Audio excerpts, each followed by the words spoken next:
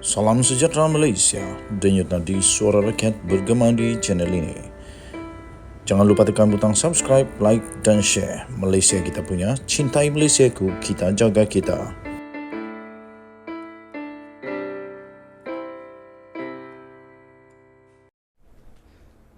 Salam sejahtera Malaysia, denyut nadi suara rakyat bergema di channel ini. Mahathir ni dah jadi apa ni? Mahathir ni dah semakin tua semakin menjadi-jadilah. Semakin tua semakin jadi-jadi dan semakin tua semakin banyak misteri. Mahathir adalah misteri. Hari itu Mahathir keluar daripada UMNO, lepas itu buat bersatu, lepas itu keluar bersatu, lepas itu buat apa partinya tu, Parti Pejuang, lepas tu keluar lagi, lepas tu sekarang tiba-tiba mencipta kejutan sekali lagi. Nasib baik Mahathir ni bukan katak si kotak lompat, ataupun pada pendapat kamu dia inilah sebenarnya yang katak sebenar. Apa pendapat kamu? Okey, Mahathir sah menyertai putra pula. Baik, saya mau tanya saja pendapat kamu. Ramai orang kata kepada saya, Mahathir ni bukan lagi aset tetapi liability.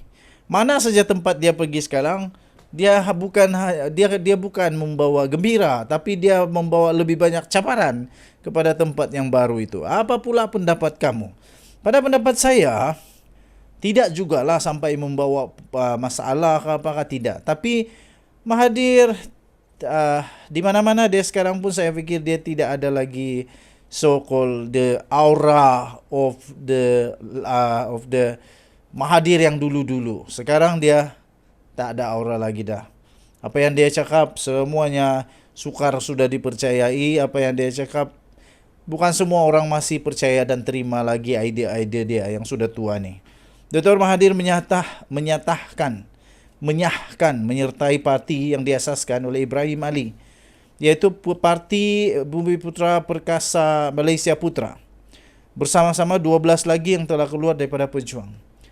Pertama sekali saya pun hairan kenapa Putra mau terima Mahathir. Dan seterusnya saya pun hairan kenapa Mahathir pilih Putra.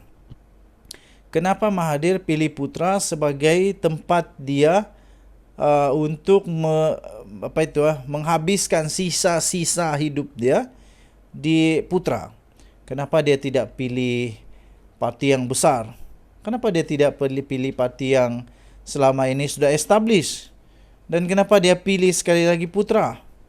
Adakah dia yakin Putra ini boleh menang kalau dia bersama dengan Putra? Antaranya Khairuddin Abu Hafsan, yang memang dikenali sebagai ahli politik yang paling setia dengan bekas Perdana Menteri itu.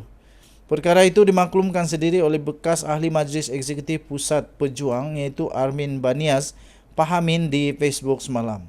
Katanya semua G13, iaitu bekas ahli, telah selamat mendaftar keahlian untuk meneruskan perjuangan di bawah Putra. Katanya mereka, misi dan matlamat kita perlu jelas, iaitu untuk menjayakan sesuatu perjuangan.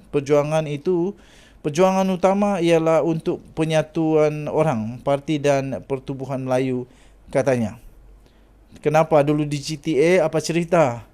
Kenapa dulu di Pejuang apa cerita? Dulu bukan main lagi kata Pejuang itu dan ini, tapi sekarang dah jadi apa dengan Pejuang ni, Tun Mahathir?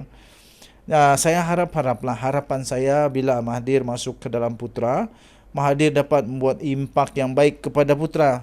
Jangan pula dengan kemasukan Mahathir dan rakan-rakan ke dalam Putra, tiba-tiba orang pula bising, kenapa Mahathir masuk Putra? Jadi kita lihatlah nanti apa impak dan apa kesan daripada pendaftaran kemasukan Mahathir dan rakan-rakannya di dalam Putra. Denyut nadi suara rakyat bergema di channel ini. Jangan lupa tekan butang subscribe, like dan share. Kita jumpa lagi. Bye-bye. Salam sejahtera Malaysia. Nampaknya Tan Sri Muhyiddin Yassin dan kawan-kawannya di dalam bersatu semakin teruk kena. Sudah jatuh ditimpa kayu balak. Sudah kena timpa kayu balak, kena masuk simen lagi. Sudah kena masuk simen, dipasang lagi batu bata. Sudah masuk batu bata, runtuh pula satu gunung di atas batu bata. Jadi sampai susah, betul-betul susah lah. Nak bernapas pun susah. Syed Saddiq Syed Abdul Rahman. Aduh. Syed Saddiq Syed Abdul Rahman membuat satu lagi kenyataan yang memang pelik tapi benar. Kata Syed Saddiq Syed Abdul Rahman, saya dipujuk pegawai penyiasat SPRM untuk sokong Muhyiddin untuk elak pendakwaan. Kata Syed Saddiq, "Wih, ini biar betul Syed Saddiq ni." Ahli Parlimen Muara iaitu Syed Saddiq Syed Abdul Rahman hadir ke mahkamah bagi perbicaraan di 4 pertuduhan bersubahat, pecah amanah, salah guna harta dan pengubahan wang haram di Mahkamah Tinggi Kuala Lumpur. Okey, ini dia sebut di mahkamah. Jadi saya berani untuk kongsikan kerana disebut di mahkamah. Bekas Menteri Belia dan Sukan Syed Saddiq Syed Abdul Rahman mendakwa bekas Perdana Menteri iaitu Tan Sri Muhyiddin Yassin adalah merupakan punca beliau berdepan dengan pertuduhan rasuah. Aduh, kankah Muhyiddin kata Zahid itu dalang. Jadi rupanya sebelum Zahid jadi dalang, Muhyiddin lebih dahulu mendalangi. Kalau betul dakwaan yang dibuat oleh Syed Saddiq Syed Abdul Rahman. Syed Saddiq berkata beliau telah diminta untuk menyokong kepimpinan Muhyiddin supaya pendakwaan terhadapnya dihentikan. Ingatkan Mahathir saja yang selalu dicakap begini. Rupanya dia pun sama, tapi Mahathir tak buat begitu. Jangan risau, Mahathir tak buat begitu. Tapi Muhyiddin pun saya yakin tak buat begitu. Semua orang tak buatlah. Tapi kalau Muhyiddin dan Mahathir tak pernah buat, kenapa Syed Saddiq kata begini pada Muhyiddin pula? Okey. Katanya, saya diminta sokong Muhyiddin walaupun saya tidak mempunyai apa-apa masalah pribadi dengan beliau. Namun jika sokong, ini akan menghentikan pendakwaan terhadap saya, kata Syed Saddiq. Itu dia kata di mana? Di mahkamah, bukan di kedai runcit tahu. Bukan juga di kedai kopi, bukan juga di kedai mamak, dan bukan di rumah saya. Dan bukan di rumah kamu. Dia cakap ini di depan hakim, di depan peguam-peguam, di dalam mahkamah. Katanya ini salah. Saya diberitahu oleh pegawai Suruhanjaya Pencegahan Rasuah Malaysia SPRM, saya adalah mangsa dakwaan politik. Ini tidak betul dan perlu diperbetulkan. Katanya di hadapan Hakim Mahkamah Tinggi, Datuk Azhar Abdul Hamid ketika pemeriksaan balas dengan peguam bela Gobind Singh Dio. Sekarang saya nak tengoklah supaya Muhyiddin Yassin dapat membersihkan namanya. Saman si Syed Saddiq ini kalau Syed Saddiq menipu. Tak payah nafi, tak payah sumpah laknat ke sumpah apa, tak payah. Yang rakyat mau tengok sekarang, kalau betul Syed Saddiq ini salah, saman dia. Sebab dia cakap di mahkamah ini tahu. Apa yang dia cakap di mahkamah ini akan dibukukan. Jadi sejarah. Boleh belajar. Boleh boleh diakses pada bila-bila masa. Dan semua rakyat Malaysia sekarang dan selama-lamanya akan tahu Muhyiddin pernah suruh Syed Saddiq supaya buat jahat. Kalau betul. Kalau salah, saman Syed Saddiq.